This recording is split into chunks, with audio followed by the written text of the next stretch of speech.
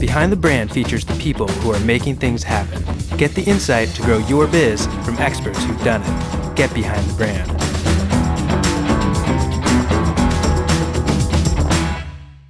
Hi, I'm Brian Elliott. Welcome to another edition of Behind the Brand. Today I'm here with President of Sedera Works and co-author of the book, The Now Revolution, Amber Naslund.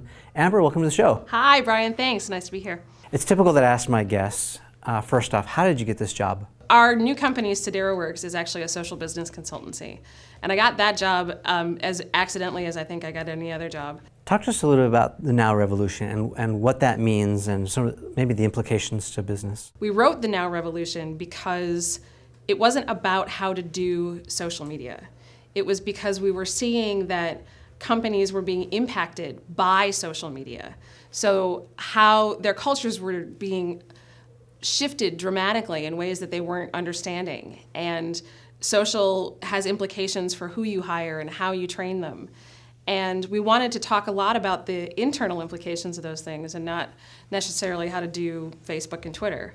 Let's unpack that just a little bit, because I know people who watch this show, they're small business owners, they're entrepreneurs, they have startups, they're trying to figure it out. Give us some specific examples of things that are changing, from the past to where we are now, and kind of how your sort of holistic approach can have this effect on organizations. Sure. I think one of the areas it's hitting strongest is in people, in talent retention, in talent acquisition, and in how we employ and motivate the people that work for our companies. I think Dan Pink calls it carrot and stick motivation, where there was a time when we actually our paycheck was enough reward to come to work every day. Mm-hmm. And today's generations are more informed than that. They're more, we don't look at an industrial job as a 20-year thing we do and retire and get the gold watch. We want to be part of creating something bigger. We're motivated intrinsically. And social is a catalyst for that kind of creativity and communication and innovation, and it sparks ideas in people. So giving our employees the ability to harness that instead of actually trying to create walled gardens from that is a big challenge for companies. They don't know whether to control it or to let it free. So what are some of the other things that are motivating people these days? I mean, we've heard and read all about, places like Facebook or Google that have got games everywhere and, extravagant cafeterias. Right. Which sounds good to me, but what are some other things that companies can do?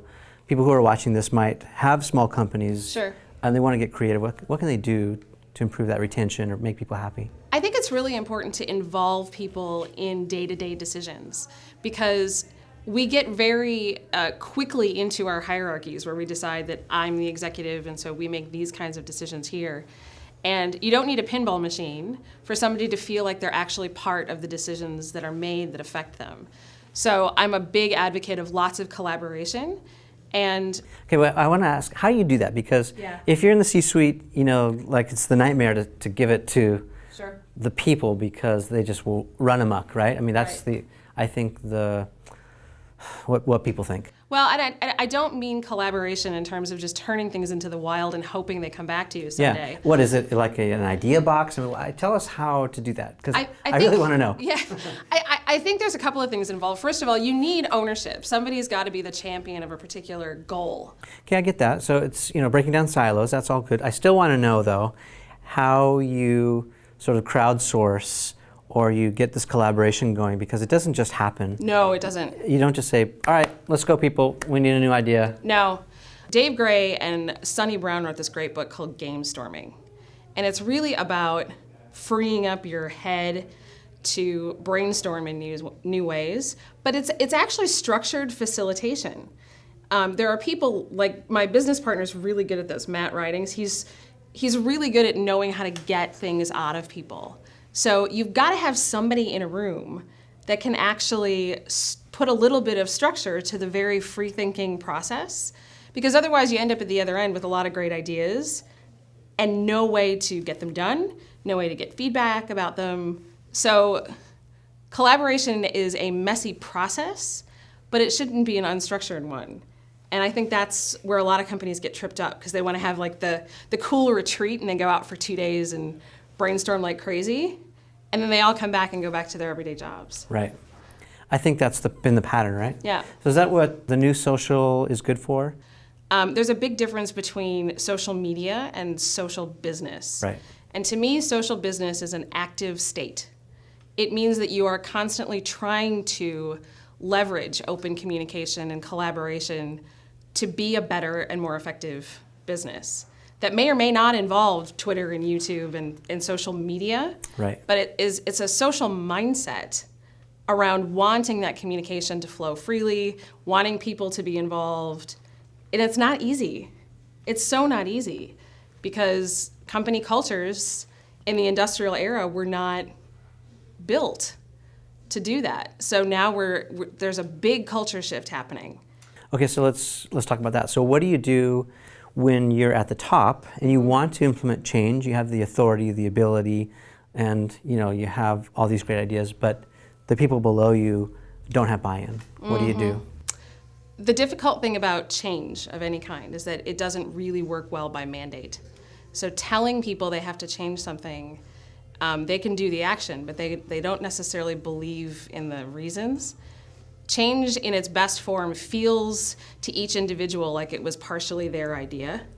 So I really think you have to kind of get down and dirty with the people in your organization and have very intimate conversations, have lots of back and forth debate and discussion, so that people feel as though the change is seated in their lap as much as it is in the C-suite. They feel responsible for the outcome, so they're invested in the process. So this is really the evolution of social business, right? From social media being media-driven and marketing-driven into really touching all points of the organization.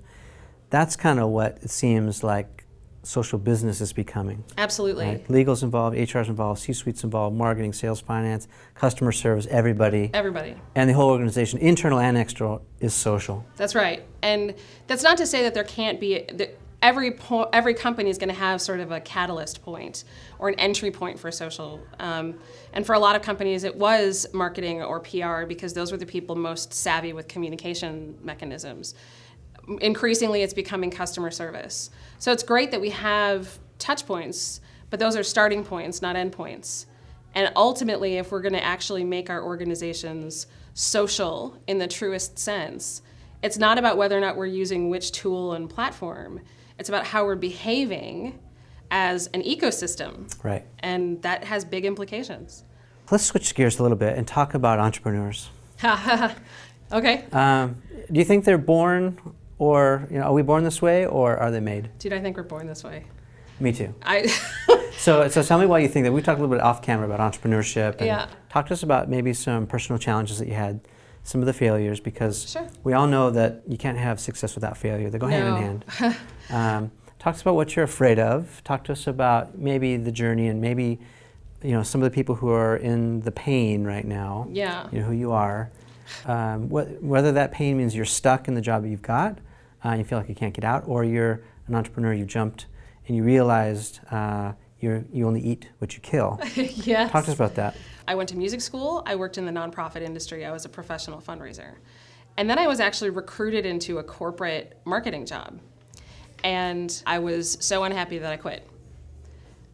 And I wouldn't do it that way again, but I quit on a Friday with no notice, and I truly went home and went, okay, what are we doing now? You had a little bit at stake, right? I mean, you're a single mom. Oh yeah. At the time, I was a single mom of a 1-year-old. I have a mortgage, and I was not only the breadwinner, but I was it. I mean, the dogs aren't very good at earning money. So I had a lot at stake, and I quit my job. And I knew I didn't want to go back to a desk job. I actually took some interviews, and I was disheartened, I guess, by each and every one of them. I think I had to get to a place where I was so disillusioned with my career that I was ready to reinvent it. So for me, I decided I was going to consult. I didn't know the first thing about consulting. I had no capital in the bank. I had a few months worth of income and savings. So it's like I had a ticking time bomb that I had to make something happen. I called friends. I worked the professional network such as it was that I had. And I told people, I said, I really want to go and do this on my own. And I know a bit about, communications and branding and been doing this for years, so there's got to be somebody who needs help. And lo and behold, I had friends who recommended me to people. I got my first couple of clients. And that independent gig actually led me to Radian 6, which was a startup software company. They're based in Fredericton, New Brunswick, Canada, and they were bought by Salesforce just last year. So that was another risk because I had a burgeoning, growing, very young business, and here I had an opportunity to join a startup that looked really promising. Mm-hmm. The same thing again, it's like, what do? I leave all this money on the table from my business, and I did. And I took a job that I'd never met any of the people in person. They're based in the far eastern reaches of Canada, and it's this tiny little great college town, but not, it's not New York or Chicago or anything like that. And I worked with them for several years until this last December. And so that was risk number 2. And then at the end of last year, I decided I was going to do it all over again. And Radian 6 got sold, and they're on a super successful path now as part of Salesforce. And it felt, my business partner Matt and I had been talking about this need that existed that we felt. And so I took the plunge all over again.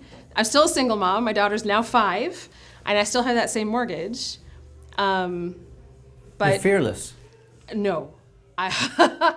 Oh man, if I could have $1 for every time I had somebody say, you're fearless. I'm afraid all the time. So what are you afraid of? Failure. Failing my daughter. I'm afraid of somebody eventually calling me out and saying, who do you think you are doing this business thing? I think they call that imposter syndrome to a certain extent, where you just don't believe you're entitled to be where you are. And honestly, more than anything else, I think I fear not realizing my own potential. I feel like I'm going to miss an opportunity that I should have taken. So what lessons then, what would you tell the people who are watching this that might feel stuck, that might be paralyzed by the fear or whatever it is that's paralyzing them? What would you tell them? I would say that most of our fears and risks that we feel like we're taking with our lives are trivial, much more trivial than we think they are.